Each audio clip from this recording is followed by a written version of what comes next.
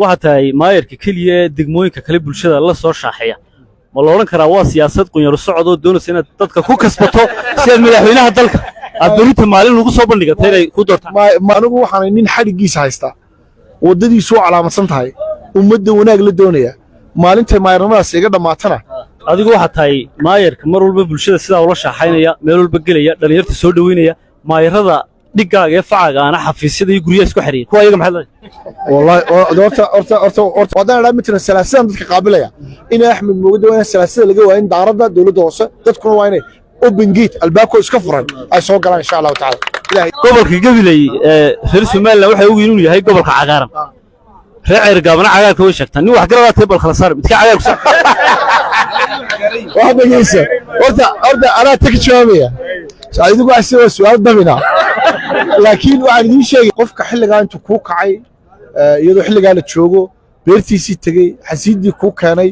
anigu de wax lagu si maartay xitaa kelmado lagu macbiri karayo marka magaaladan nolosheedii oo dhan last 30 years sodonkii sano ugu dambeeyay waxa ka mid tahay magaalooyinka Soomaaliland ku soo noqdo dawladda xaggan waxa taagan maayarkii caasimadda Hargeysa Cabdikariin Axmed Mooge oo caawa reer Gabiley la caawinaya gudoomiye bal shacbiga reer Gabiley waa dad qalbi furan sidoo ku soo dhaweeyay wallahi de aniga maanta ku ma aha Gabiley waa magaaladeedii weeye marka soo nimaado dhalinyaradu way ogtahay waa magaalo aan jecelahay dadkeeda jecelahay marka soo nimaado aan ku nagaadaa jimcayaasha waan idin la soo tukada waa magaalada igu dhow magaalada Hargeysa marka waa magaalada de aan inta badan markaan soo Hargeysa ka yara baxaan nimaado marka soo wadadan marayo buura marka socdana waa ku hakadaa marka aniga farxad bay ahayd waa magaalada dadkeeda wadaaqaan badi saaxiibo badan ku leeyahay waa magaalo dad badan oo wanaagsan aan ku ogahay waa magaalo marka soo nimaado wax wanaagsan iyo farxad aan kala kulmo de walaal taariikh iyo farxad weeye waad arkaysayo miiskaan fadhinay sharafta iyo soo dhaweynta iyo gobonimada dadkan wax kasta inoo sameeyeen intii aan fadhinay ilaa saacadaas la joogaa xasiid waatina loo soo guray iyadoo hadiyadana gaarigay saaran tahay waana lay keenay marka de qofka xilligan intuu ku kacay iyadoo xilligan la joogo beertiisii tagay xasiidii ku keenay anigu de wax lagu si maartay xitaa kelmado lagu macbiri karayo marka magaaladan nolosheedii oo dhan last 30 years sodonkii sano ugu dambeeyay waxa ka mid tahay magaalooyinka Soomaaliland ku soo noqdo ilaahay waxaan uga barayaa horumar waxaan kaloo doonaya xuso waa magaalada ugu dhow magaalada Hargeysa marka Hargeysa Gabiley laba kala saari karaba isku nool weeye dadka reer Gabiley dadka reer Hargeysa dadka reer Hargeysa dadka reer Gabiley ilaahay idinkii imaka dadaalba Maxamed Aamin halkan ku dadaalaya aan Hargeysa ka dadaalaya laakiin maalin baa iman doonta Hargeysa Gabiley ay resource-kooda intay isku darsadaan horumarku ayaanu daarta Hargeysa ka timaada Gabiley un bay imanaysaa Gabileyna way fidiyo Hargeysa way tagaysaa marka wadooyinka ayaa naga dhaxaynaya horumarka naga dhaxaynaya nolosha is saameynaysa oo okay maayar waxa tahay maayarka keliya ee degmooyinka kale bulshada la soo shaaxeeya ma la odhan karaa waa siyaasad qunyaro socod oo doonaysa inaad dadka ku kasbato si aad madaxweynaha dalka aad berita maalin lagu soo bandhigatay inay ku doortaan maaha oo dhalinyarada halkan joogta qaar ka mid ah inay markii malanaya anigoo siyaasi ahayn oo social worker oo hafayo ka shaqeeya ayaan halkan imanayay aniga oo activist oo qabyaalada iska daayay ayaan halkan imanayay aniga oo sadaqa wada ayaan halkan imanayay inta markaan sameeyay wallahi baanan doonayna madax noqdo inaan maayar noqdo kuma riyoonin markaa laakiin wanaaga Soomaaliland bariyada ahayd oo in Soomaaliland midowdo walaalowdo isjeclaato ayaan anigoo 27 jir bilaabay hafayo ka xanaasin 1929 17 sano jiray maalinta hadalkii aan lahaabaan leeyahay Gabiley hadday xasuusato 29kii anigoo barnaamij sarkiisa keenay ayaan halkaa kala hadlay waxaan ku yiri way garanayaan midnimo umadeed baan kala hadlay da'deena maalinta way garanayaan maalinta madaxweyne kama rabin maayarna ma rabin da'ahaana ma baan gaadhin markaa anigu waxaan nin xadhigiisa haystaa waddadiisu u calaamadsan tahay ummadda wanaag la doonaya maalintay maayarnimadaas iga dhammaatana awowga Xaaji Cabdiwaraabe intiisii samayn doona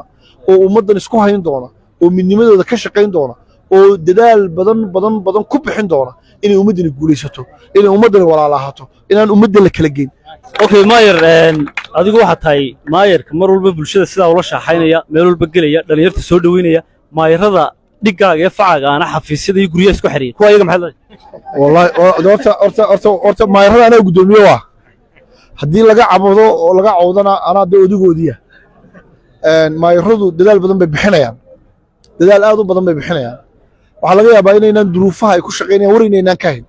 anigu laakiin waan oga duruufahooda mararka qaarkood inay xafiisyada fadhiyaan ay shaqeeyaan waxyaalo badan baa keenaya waxaa laga yaabaa markaa mashquulka ku dhacaya ee shaqadu ku keenayso ee stress kale inaynaan idinku arag ama helin ayaa laga yaabaa laakiin ragga maanta somaliland jooga 23 degmo doorasho maayaradooda waad ogtihiin oo maalin ay isaga dhow yihiin oo wada tashiga iyo wax wada qabsiga iyo iscaawinta imaka magaaladan Gabileyna joogno meel kasta imaka waxaad maqasheen gaari baa loo iibiyay sheekh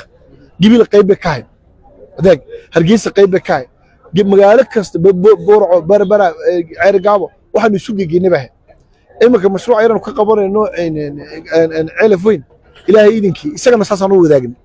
imaka hawsha yar cagaftaan u karanay baki waanu wadaagnay horumarka iyo wax wada qabsigu wuu xoogay shirarna waanu isugu nimaadnaa taladiina iyo dhawaaqiina iyaguna way maqlayaan inkastoo mashquul aynu nahay maayaro inkastoo mashquul nahay waqtigu inagu yar yahay waxaan idinku boorinayaa waqtigiina firaaqada weekendka waliba weekendka maalinta jimcaha in nin walba magaalada dadka aad u soo baxdo iska dhex lugayso dhex joogto access ay ku yeeshaan laakiin maalmaha shaqada haddaynu albaabada iska balaqnaadaan degmadii ma shaqaynayso qorshe la dejin kari maayo shaqaale la xisaabtami kari maayo laakiin maalmo calaamadiya imaka annaga salaasada subaxii weeye ay dadinaa u calaamadsan